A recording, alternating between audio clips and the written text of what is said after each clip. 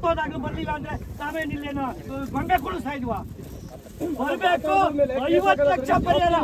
ಏನು ಅಧಿಕಾರಿಗಳು ಸತ್ತೋದ ದೇಶಕ್ಕೆ ಅನ್ನ ಕೊಡೋಣ, ಅವ್ರಕ್ಕಿಂತ ಶ್ರೇಷ್ಠ ಇವ್ರು ಅನ್ನ ಕೊಟ್ಟರೆ ಅವ್ರು ಕೆಲಸ ಮಾಡಕ್ಕಾಗೋದು. 50 ಲಕ್ಷ ಪರಿಹಾರ ಘೋಷಣೆ ಆಗ್ಬೇಕು. ಈ ಸಾವಿಗೆ ನ್ಯಾಯ ಸಿಗ್ಬೇಕು ಸರ್. ಇಲ್ಲಿಂದ ಹೇಳೋದಿಲ್ಲ, ನೀವು ಕುತ್ಕೋಬೇಕು ನಮ್ ಜೊತೆ. ನೀವು ಕೂತ್ಕೊಂಡಿಡಿ, ಸರ್ಕಾರ ಬರ್ಬೇಕು. ರೈತರು ಯಾರು ಕೂತ್ರೆ ಸರ್ಕಾರ ಯಾಕೆ ಬರಲ್ಲ? ಬರ್ಬೇಕು ಸರ್, ನೀವು ಕೂರ್ಬೇಕು ಸರ್ ನಮ್ಮ ಜೊತೆ.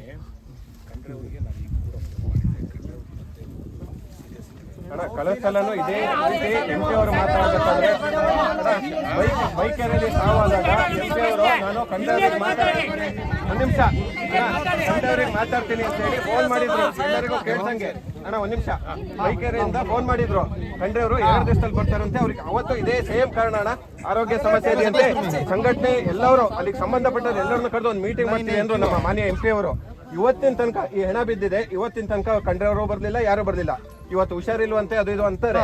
ಇವರು ಹಿಂಗೆ ಬಂದು ಹಿಂಗೆ ನಿಂತಿದ್ರೋಣ. ಅವತ್ತು ನೀವು ಜಾಗಕ್ಕೆ ಬಂದೋಗಿದ್ರಿ ಆಯ್ತಾ, ಇವರು ಬಂದು ಹಿಂಗೆ ನಿಂತಿದ್ರು. ಮತ್ತೆ ಇನ್ನೊಂದು ಹೆಣ ಬೀಳುತ್ತೆ, ಅವತ್ತು ಬಂದು ನಾವು ಹಿಂಗೆ ಬೇಕು ಅಂತೀವಿ. ದಫಾನ್ ಆಗೋದಷ್ಟೇ ಇವ್ರು ಕಾಯೋದು. ದಫಾನ್ ಆದಷ್ಟೇ ಎಲ್ಲ ಅವ್ರವ್ರ ಪಾಟಿಗೆ ಅವ್ರು ಹೋಗ್ತಾರೆ. ಅವ್ರಿಗೆ ನಾನು ಅಟ್ಲೀಸ್ಟ್ ಹೇಳಿದ್ದೀನಿ, ಈಗ ಎತ್ತೂರು ಹಳ್ಳಿಯವ್ರದ್ದು 2.5 ವರ್ಷ ಆಗಿದೆ ರೋಡ್ ಕೆಲಸ. ಅಲ್ಲಿ ಅಟ್ಲೀಸ್ಟ್ ಜನಗಳಿಗೆ ಓಡಾಡೋಕ್ಕೆ ಪರಿಸ್ಥಿತಿ ಇಲ್ಲ. ಅಟ್ಲೀಸ್ಟ್ ಪರ್ಮಿಷನ್ ಕೊಡಿ ಅಂದ್ರೆ ಇನ್ನೂ 2 ವರ್ಷ. ನಿಮ್ಮ ಎಲ್ಲ ಇಲಾಖೆಗಳು ಇದೇ ಥರ ಮಾಡ್ತಾರೆ. ಆಯ್ತು, ನಮ್ಮ ಜನಗಳ ಸಾಕು ಯಾರು ನ್ಯಾಯ ಕೊಡ್ತಾರೆ? ಹಾಂ, ಎಲ್ಲ ನಿಮ್ಮ ಕಾನೂನು ಹೇಳ್ತೀರಿ, ಇದಕ್ಕೇನು ಕಾನೂನು ಇಲ್ವಾ ಹಂಗಾರೆ? ಪಾಪ ಬೆಳಗ್ಗೆ ಅವ್ರು ಮುಗ್ದ ರೈತರು ಪಾಪ ತೋಟಕ್ಕೆ ಹೋಗಿ ಅವ್ರು ಹೊಲಗದ್ದೆಗೆ ಹೋಗ್ಲೇಬೇಕಲ್ಲ, ಏನು ಮಾಡ್ಬೇಕು ಹೇಳಿದ್ರು? ಆಮೇಲೆ 100 ಕಿಲೋಮೀಟರ್ ಸುತ್ತಲೆಲ್ಲೂ ರಿಸರ್ವ್ ಫಾರೆಸ್ಟ್ ಇಲ್ಲ. ಆನೆ ಸಾಕಕ್ಕಿಲ್ಲ ನಮಗೆ. ಬೆಳಗೋಡು ಹೋಗ್ಲಿ ಇಡುವಳಿ, ಪೂರಾ ಇಡುವಳಿ ಜಾಗ. ಇಲ್ಲಿ ಆನೆ ಸಾಕೋದು ಜಾಗನ ಇದು? ನೋಡೋಣ ಹೇಳಿ. ಅಲ್ಲಿ ರಿಸರ್ವ್ ಫಾರೆಸ್ಟ್ ಇಂದ ಕಾಡಂಚಾದ್ರೆ ಹೌದು, ಕಾಡಂಚಿಂದ ಇದೀವಿ ನಾವು ಬರ್ತವೆ ಅಂತ ನಾವು ಒಪ್ಕೊಳ್ಳೋಣ.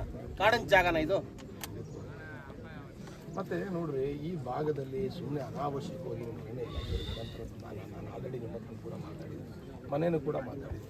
ಕುಡಿಯೋ ನೀರಿಂದ ಹಿಡಿದು ಬೋರ್ವೆಲ್ ತೋಡೋದ್ರಿಂದ ಹಿಡಿದು ಯಾರು ಒಂದು ಸಣ್ಣ ಕೆಲಸ ಮಾಡಿ ಒಂದು ಸಣ್ಣ ಶೀಟ್ ಹಾಕೊಳಕ್ಕೆ ಅವ್ರು ಅವ್ನ ಮೇಲೆ ಕೇಸ್ ಮಾಡ್ತಾರೆ. ಅವರು ಪಾಪ ಅರ್ಜುನ ಆನೆನ ನಮ್ಮ ಊರವರು ಈ ಜಾಗದಲ್ಲಿ ದಫನ್ ಮಾಡಬೇಕು ಅಂತ ನಾವು ಹೇಳಿದಕ್ಕೆ ನಮ್ಮ ಮೇಲೆ ಕೇಸ್ ಮಾಡ್ತಕ್ಕಂಥದ್ದು. ಇವೆಲ್ಲ ಏನಿದು? ನೀವು ಇಲ್ಲಿ ಲೋಕಲ್ ಜನಗಳ ಈ ರೀತಿ ಮಾಡ್ಕೊಂಡು ಯಾವ ರೀತಿ ಮಾಡಬೇಕು ಅವ್ರ ಮೇಲೆ ಕೇಸ್ ಮಾಡಿದ್ರೆ ಆಯ್ತು. ಮತ್ತೆ ನೀವು ಅಷ್ಟೇ 2-3 ಸಾರಿ ಫೋನ್ ಮಾಡಿ ನಿಮ್ಮ DC ಅವ್ರು ಫೋನ್ ಹೇಳಿ, ನಿಮ್ಮ ಮಿನಿಸ್ಟ್ರಿಗೆ ಫೋನ್ ಮಾಡ್ತೀನಿ. ಬಟ್ ನೀವು ಬೆಳಗ್ಗೆ ಫೋನ್ ಮಾಡಿದ್ರೆ ಸಂಜೆ ಫೋನ್ ಮಾಡಿ 3 ಟೈಮ್ಸ್ ಇಲ್ಲಿ ಜಿಲ್ಲಾಧಿಕಾರಿಗಳಿಗಿಂತ ಬಿಸಿ. ಜಿಲ್ಲಾಧಿಕಾರಿಗಳಿಗೆ ಎಂತ ನೋಡಿ, 1 ನಿಮಿಷ ಮುಖ್ಯಮಂತ್ರಿ ಮೀಟಿಂಗ್ ಫೋನ್, ಶಾಸಕರು 3 ಟೈಮ್ಸ್ ನಾನು ನಿಮಗೆ ಫೋನ್ ಮಾಡ್ತೀನಿ, ಸಂಜೆ ಫೋನ್ ಮಾಡಿ ಕೋರ್ಟು. ನಾವು ಏನಾದ್ರು ಎಮರ್ಜೆನ್ಸಿ ಇದ್ದಾಗ ಫೋನ್ ಮಾಡ್ತೀವಿ, ಅರ್ಥ ಮಾಡ್ಕೋಬೇಕು. ನಾವೇನಾದರೂ ಸ್ವಂತ ಕೆಲಸಕ್ಕೆ ನಾವು ಮಾಡ್ತೀವಿ, ಸ್ವಂತ ಕೆಲಸಕ್ಕೆ ನಾನು ಯಾವ ಥರ ಮಾಡಿದ್ದೆ ಇಲ್ಲ. ಕ್ಷೇತ್ರ ಜನತೆ ಸಮಸ್ಯೆ ಇದೆ ಅಂದಾಗ ನೀವು ಅರ್ಥ ಮಾಡ್ಕೋಬೇಕು. ಸರಿ, ಈಗ ಯಾರು ವಾಪಸ್ ಕರ್ಕೊಬರಲ್ಲ. ನಿಮ್ಗೆ ಇಮ್ಮಿಡಿಯೇಟ್ ಗೊತ್ತಾದ ತಕ್ಷಣ ನಿಮ್ಮ ಇಲಾಖೆಯಿಂದ ಏನು ಮಾಡಬೇಕು ಬಂದು ಮಾಡಬೇಕು ಫಸ್ಟು. ಹಾಂ, ಸಾರ್ವಜನಿಕರ ಎಂತ ದುರಂತ ಅಂದ್ರೆ ಎಷ್ಟು ಪಾಪ ಅಪಾಯಕ್ಕೆ ಬಿದ್ದವ್ರು ಬಿಸಿಲಲ್ಲಿ 11 ಗಂಟೆ ಹೋಯ್ತು. ನಾವು ಪ್ರತಿಭಟನೆ ಮಾಡಿ ಶಾಮಿಯಾನ ಹಾಕ್ಸ್ಬೇಕು ಇವ್ರ ಹತ್ರ. ಆಂಬ್ಯುಲೆನ್ಸ್ ಬೆಳಗ್ಗೆನೆ ಆಂಬ್ಯುಲೆನ್ಸ್ ಇದೆ ನಮ್ಮ ಕಡೆ. 10 ಜನ ಕೊಡಿ ಅಂತ ಕೇಳ್ತಾ ಇದಾರೆ. ಜೊತೆ ಎಷ್ಟು ಜನ ಇದ್ರು ಬೆಳಗ್ಗೆ? ನೀವಿದ್ರಮ್ಮ?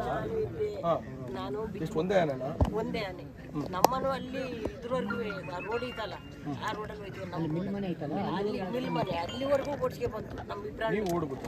ನಾನು ಕೆಳಗಡೆ ಇದ್ದೆ, ಮರೆ ಸಾಲು 2 ಇತ್ತಲ್ಲ, ಅದಕ್ಕೊಂಚೂರು ಬಟ್ ಏನು ಗಾಬರಿ ಮಾಡಿ ಏನು ಇಲ್ಲ, ಸೀದಾ ಸೀದಾ ಹಿಂಗೆ ಅಡ್ಡ ಬಂದ್ಬಿಡ್ತು. ಈ ಕಡೆಯಿಂದ ಹಿಂಗೆ ಬಂದ್ಬಿಡ್ತು. ಹಿಂಗೆ ಇದ್ರ ಬೆಲ್ಟ್ ಹಾಕಿಲ್ಲ, 2 ಕಲರ್ ಹಾಕಿಲ್ಲ ಸರ್. ಹೊಸದು ಬಂದಿರೋದು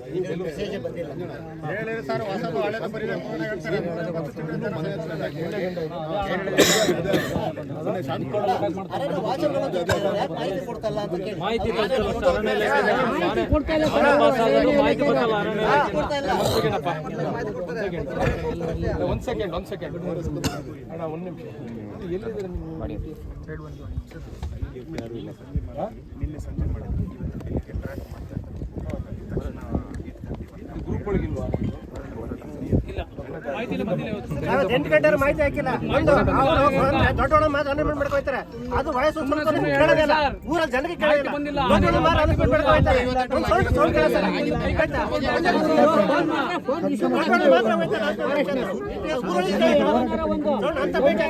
ಕಡಿದ್ರೆ ಜೀಪ್ ಸಮೇತ ಬಂದು ತಿನ್ಕೊಳ್ತಾರೆ ರೈತರುಗಳನ್ನ.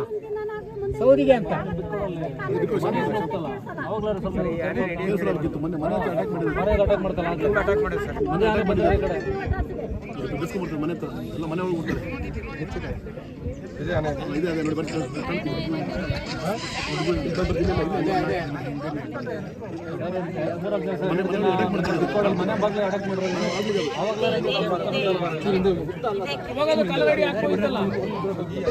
ಆದೇಶ ಮಾಡಿದ್ದಾರೆ ಬಿಕ್ಕೋಡಲ್ಲಿ ಆನೆಗಳನ್ನ ಒಬ್ರಿಗೊಬ್ರು ವಿಡಿಯೋ ಮಾಡಿ ಪ್ರಚಾರ ಮಾಡಿದ್ರೆ ಜನಗಳಿಗೆ ಗೊತ್ತಾಗೋದು ಇದಕ್ಕೆ ಆನೆ ಬರ್ತಾ ಇದೆ ಅಂತ ಹೇಳಿ ತಪ್ಪಿಸ್ಕೋಬಹುದು. ಈಗ ಅವರು ಮಾತ್ರ ವಿಡಿಯೋ ಮಾಡ್ತಾರೆ, ನಾವು ವಿಡಿಯೋ ಮಾಡಂಗಿಲ್ಲ, ಪಬ್ಲಿಕ್ ವಿಡಿಯೋ ಮಾಡಂಗಿಲ್ಲ. ಒಂದು ನಿಮಿಷ ನಾನು ಹೇಳ್ತೀನಿ, ನಮಗೆ ಸೇಫ್ಟಿ ಏನೇನು ಬೇಕು ಅದೆಲ್ಲ ನೀವು ಮಾಡ್ಕೊಳ್ಳಿ, ನೀವೇನು ತಲೆ ಕೆಡಿಸ್ಕೊಬೇಡಿ, ಯಾರು ಏನು ಮಾಡ್ರು ಅಷ್ಟೇ. ನಮ್ಮ ಸೇಫ್ಟಿಗೆ ನಾವೇನೆ, ಇವ್ರು ಬರೋದು ಆಮೇಲೆ, ಹೌದಾ ಇಲ್ವಾ? ಎಲ್ಲ ಆನೆ ಬಂದಿದೆ ಏನು ಬಂದಿದೆ, ಇವ್ರು ಬೆಳಗ್ಗೆ ಗ್ರೂಪಲ್ಲಿ ಹಾಕಿದ್ರೆ ಆನೆ ನೋಡಿದಾಗ ನಾವು ನಮ್ಮ ಸೇಫ್ಟಿಗೆ ಏನು ಮಾಡ್ಬೇಕು ನಾವು ಮಾಡಲೇಬೇಕು. ಇವ್ರು ಹೇಳಿದೆಲ್ಲ ಕೇಳೋಕ್ಕಾಗಲ್ಲ, ನೀವು ಮಾಡಿ. ಆಲ್ಮೋಸ್ಟ್ ಈ ಸಾವು ನಡೆಯಕ್ಕೆ ವಾಚರ್ಗಳೇ ಕಾರಣ. ಬೇಜವಾಬ್ದಾರಿ ಸರಿಯಾದ ಡ್ಯೂಟಿ ಮಾಡ್ತಾರೆ. ಒಂದು ಸೆಕೆಂಡ್, ಈ ಕಡೆ ಯಾರು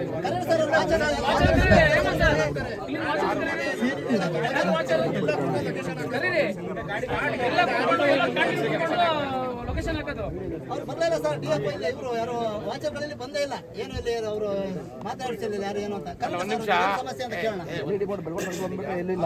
ಸಮಸ್ಯೆ ಇಲ್ಲ, ಫಸ್ಟ್ ಏನು ಹಾಕ್ಬೇಕು ಅನ್ನೋದು ಅಲ್ಲ ರೀ ನಾನು ಹೇಳೋದು. ಈಗ ನಿಮ್ಮ ETF ಡೇ ಅಂಡ್ ನೈಟ್ ಕೆಲಸ ಮಾಡ್ತಾರೆ, ಎಷ್ಟು ಜನ ಇದೆ ನಮ್ಗೆ ಹೇಳಿ, ನಮ್ಮ ತಾಲೂಕಿಂದ ಹೇಳಿ, ಡಿಸ್ಟಿಕ್ಕಿಂದ ಬೇಡ. 20 ಜನ ಆಮೇಲೆ ಬೇರೆ ಎಲ್ಲ 64 ಜನ ಏನಿದೆ ಅದು ಕೂಡ ವೆಹಿಕಲ್ ಅವ್ರಿಗೆ ಏನು ಬೇಕು ಇದೆಲ್ಲ ಅಲ್ಲ ನಾನು ಹೇಳೋದು. ಬೆಳಿಗ್ಗೆ ಇದು ಆನೆ ETF ಅವರು ಕರೆಕ್ಟಾಗಿ ಇನ್ ಟೈಮಿಗೆ ಮಾಹಿತಿ ಕೊಟ್ಟಿದ್ದೀವಿ, ಇದೆಲ್ಲ ಸಮಸ್ಯೆ ಆಗ್ತೈತೆ. ವಾಸ್ತವ ಅದಲ್ಲ. ETF ಎಷ್ಟು ಜನನ ಕೆಲಸದಿಂದ ತೆಗೆದಾಕಿದ್ರೆ ಕೇಳಿ. ಕಾರಣ ಏನು ಗೊತ್ತಾ? 3 ತಿಂಗಳು 4 ತಿಂಗಳು 6 ತಿಂಗಳು ಸ್ಯಾಲರಿನೇ ಕೊಡ್ಲಿಲ್ಲ ಅಂದ್ರೆ ಟೆಂಪ್ರವರಿ ಮಾಡೋದ ಹುಡುಗರು, ಅವ್ರು ಹೊಟ್ಟೆ ಪಾಡು ಸಾಕ್ಬೇಕು, ಮನೆನ ನೋಡ್ಕೋಬೇಕು. ಎಷ್ಟು ಜನನ ವಾಸ್ತವ. ನಾನು ಇಲ್ಲ 3 ಜನ ಕಳಿಸ್ಲಾ ನಮ್ಮೂರವ್ರನ್ನೇ. ನಾನು ಹೇಳ್ತಾರೆ ನಿಮ್ಮ ಮೇಲೆ ಕಂಪ್ಲೇಂಟ್ ಅಂತ ಹೇಳಿದ್ರೆ ಎಲ್ಲೆಲ್ಲಿ ತಪ್ಪಾಗ್ತಿದೆ ತಪ್ಪನ್ನ ನೋಡ್ಕೊಳ್ಳಿ ಅಂತ ಹೇಳ್ತಾರೆ. ರಿಡ್ಯೂಸ್ ಮಾಡಿದ್ರಿ ಹೇಳಿ ಫಸ್ಟ್. ವಾಸ್ತವ ಸರ್, ನಾವು ಮಾತಾಡ್ತಾರೆ. ಈಗ ಬರೀ ಅವ್ರನ್ನ ಬ್ಲೇಮ್ ಮಾಡೋದಲ್ಲ ನೀವು. 5-6 ತಿಂಗಳು ಯಾರಿಗೂ ಕೊಟ್ಟೇ ಇಲ್ಲ. ಸುಮಾರು ಬೇಲೂರು ತಾಲೂಕಿಂದ ಬಂದಿರೋದಲ್ವಾ, ಬೇಲೂರು ರೇಂಜ್ ಆ ಏರಿಯಾದವರು ಮೆಸೇಜ್ ಕೊಡ್ಬೇಕಾಯ್ತು, ನಮ್ಮ ಸಕಲೇಶ್ಪುರ ರೇಂಜ್ಗೆ ಕೊಡ್ಲಿಲ್ಲ.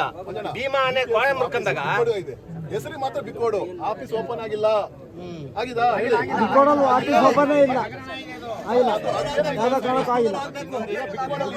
ಆಫೀಸ್ ಮಾಡಿ ಓಪನ್ ಮಾಡಿಲ್ಲ. ಅದು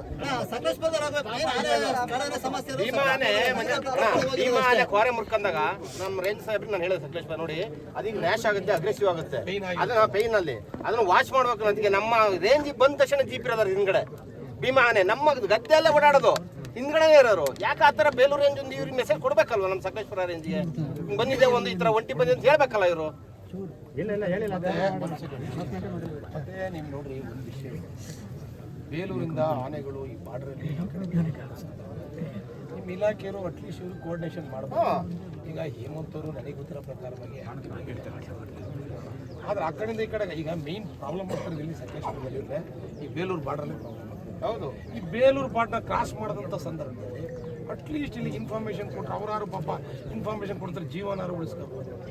ಏನ್ ಮಾಡೋದು ಹೇಳಿ, ತಾಯಿ ಮುಂದೆ ಮಗಳನ್ನ ಸಿಂಗಲ್ ಆದ ತಕ್ಷಣ ಇವ್ರು ಅಲರ್ಟ್ ಆಗ್ಬೇಕಲ್ಲ. ಸಿಂಗಲ್ ಆದ ತಕ್ಷಣ ಅದು ಹಿಂದೆ ಅಲರ್ಟ್ ಆಗಬೇಕು. ಸಮಸ್ಯೆ ಆಗಲ್ಲ, ಸಿಂಗಲ್ ಆದಾಗಲೇ ಸಮಸ್ಯೆ ಆಗ್ತಕ್ಕಂಥದ್ದು. ನೀವು 2 ಜನ ಮಕ್ಕಳ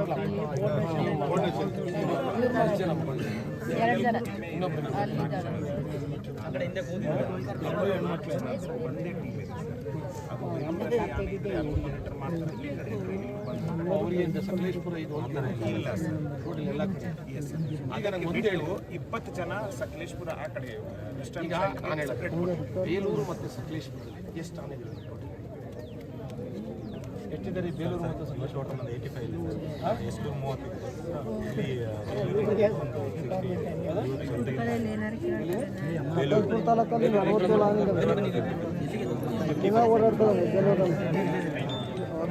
ಒಂದು ಗ್ರೂಪ್ ಇದೆ ನಮ್ಮೂರಲ್ಲೇ ಕೆಲಸ ಮಾಡ್ತಾ ಇಲ್ಲ. 1 ವಾರ ಆದ್ರೂ ಕೂಡ ಚೇಂಜ್ ಆಗಲ್ಲ. ನಾವು ಫೋನ್ ಮಾಡಿ ಚೇಂಜ್ ಮಾಡಿಸ್ಬೇಕು. ಯಾರ್ಯಾರ ಮೇಲೆ ಕಾರಣ ಇರ್ತಾರೆ, ದಯಮಾಡಿ ಅದೊಂದು ಸರಿ ಮಾಡಬೇಕು ಇವರು ಅರಣ್ಯ ಇಲಾಖೆಯವರು.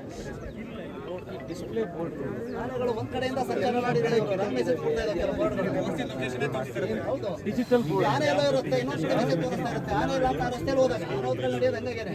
ಎಲ್ಲಾಗಿದೆ ಡಿಜಿಟಲ್ ಬೋರ್ಡ್. ಬೆಳಗೊಳ್ದೆ ಸರ್, ಬೆಳಗೊಳ್ದೆ ಸರಿ ಇಲ್ಲ ಸರ್. ಬೋರ್ಡ್ ಇಲ್ಲ, ವಾಪಸ್ ಅದು. 50ರಿಂದ 150 200 ಜನ ಸತ್ತೋಗಿದ್ದಾರೆ. ಒಂದು ಮೀಟಿಂಗ್ ಅಟ್ಲೀಸ್ಟ್ ಒಂದು ಮೀಟಿಂಗ್ ಮಾಡಿ ಅದಕ್ಕೇನು ಪರಿಹಾರ ಬೇಕು. ಈಗ ಎಲ್ಲರೂ ನಾವು ಬ್ಲೇಮ್ ಮಾಡೋಕ್ಕಾಗಲ್ಲ. ಅಫಿಷಿಯಲ್ ಇರ್ಬೋದು, ಅವರು ಸರ್ಕಾರದವ್ರು ಆಸಕ್ತಿ ತಗೊಂಡು ಇವನ್ನ ಸ್ಥಳಾಂತರ ಪಕ್ಕ ಮಾಡಿದ್ರೆ ಮಾತ್ರ ಇದಕ್ಕೆ ಪರಿಹಾರ ಸಿಗಲ್ಲ. ಇಲ್ಲ ಅಂತಂದ್ರೆ ಯಾವುದೇ ಕಾರಣಕ್ಕೂ ಇದಕ್ಕೆ ಪರಿಹಾರ ಸಿಗಲ್ಲ. ಒಂದೇ ಒಂದು ಮೀಟಿಂಗ್ ಆಗಿಲ್ಲ. ಈ ಅಧಿವೇಶನ ಇಲ್ಲ. MP ಅವರು ಆಶ್ವಾಸನೆ ನಾಡ್ದು 16ನೇ ತಾರೀಕು ಬರ್ತಾರೆ ಅಂದ್ರೆ ಮೀಟಿಂಗ್